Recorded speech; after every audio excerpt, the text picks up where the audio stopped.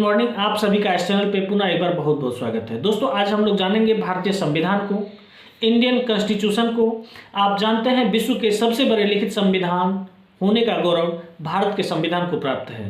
भारत के संविधान को समझने के लिए उसे कई पार्ट में डिवाइड किया गया है और आज हम जिस पार्ट की चर्चा करेंगे वो है भारतीय संविधान का भाग 3 का अनुच्छेद 12 से 35 तक, जिसमें आपके फंडामेंटल राइट यानी मौलिक अधिकार की चर्चा की गई है। आप जानते हैं जब हमारा देश स्वतंत्र हुआ तो हमारे लिए यानी भारतीयों के लिए कुछ मौलिक अधिकार भी दिए गए हैं तो कुछ मौलिक कर्तव्य भी दिए गए हैं। इन दोनों की जानकारी हर भारतीय को निश्चित रूप से होनी ही चाहिए और इन दोनों की जानकारी अगर आपके पास है और अगर आप परीक्षार्थी हैं, किसी परीक्षा का तैयारी कर रहे हैं, कोई कॉम्पिटिटिव एग्जाम का प्रिपरेशन कर रहे हैं तो निश्चित रूप से ये आपके लिए फलदायी होगा। और अगर आप साक्षर इंसान हैं, खुद को साक्षर महसूस कर रहे हैं तो आपको निश्चित रूप से फंडामेंटल राइट और फंडामेंटल ड्यूटीज यानी मौलिक अधिकार एवं मौलिक कर्तव्य दोनों की जानकारी आपको होनी ही चाहिए। तो दोस्तों अगर आप चैनल पे नए हैं तो चैनल को सब्सक्राइब कीजिए। एक छोटे छोटे क्लिप के माध्यम से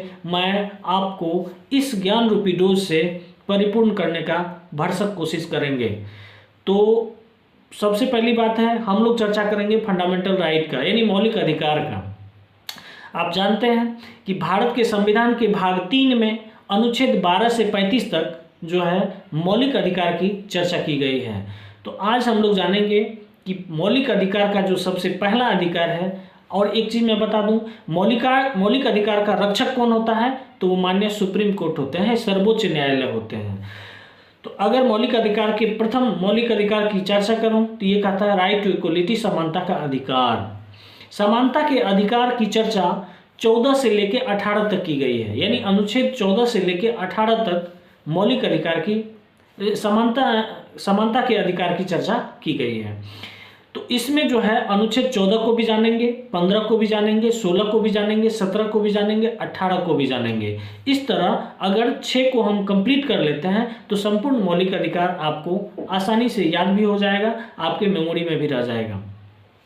अगर मैं अनुच्छेद 14 की बात करूं तो ये कहता है विधि के समक्ष समानता, यानी जो कानून बना है भारत के संविधान में या किसी भी ऑफेंस के लिए जो भी पनिश किया जाता है वो सभी के लिए बराबर होंगे, यानी लॉ के सामने सभी इक्वल होंगे, यानी विधि के समक्ष समानता की बात की चर्चा अनुच्छेद 14 में की गई है। अगर मैं अनुच्छेद 15 की बात करूं तो इसमें बताया गया है कि जाति, लिंग, धर्म, जन्म स्थान आदि के आधार पर किसी से भेदभाव नहीं किया जाए, यानी सभी बराबर हैं। आपको मैं बता दूं ये 14 से 18 तक हमेशा राइट टू इक्वलिटी की ही बात करेगी, क्योंकि आपका पहला मौलिक जो अधिकार है वो है समानता का अधिकार। इसीलिए 14 में क्या क्या कहा गया, विधि के समक्ष समानता।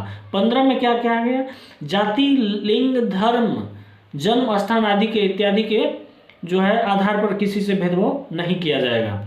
अगर मैं 16 की बात करूं तो 16 में कहा गया है सरकारी लोक नियोजन, यानी राज्य सरकार हो, केंद्र सरकार हो, जो भी हो, उसमें अवसर की समानता सभी को मिलनी चाहिए, चाहे वो कोई भी हो, भारतीय हो, तो उसमें अवसर की समानता का हनन किसी भी स्थिति में नहीं होगा।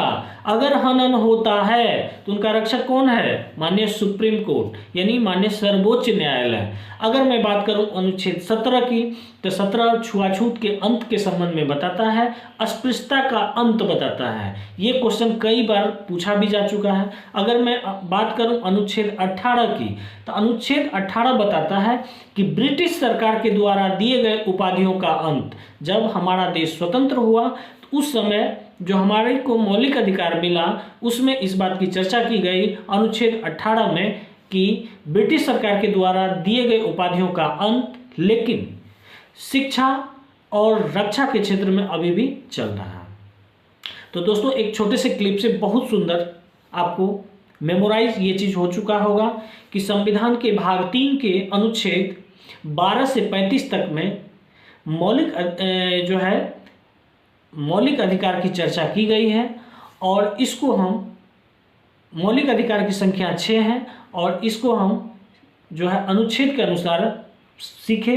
और आपका पहला मौलिक अधिकार था अवसर के समक्ष समानता, राइट टू इक्वलिटी, जिसकी चर्चा 14 से लेके 18 तक की गई।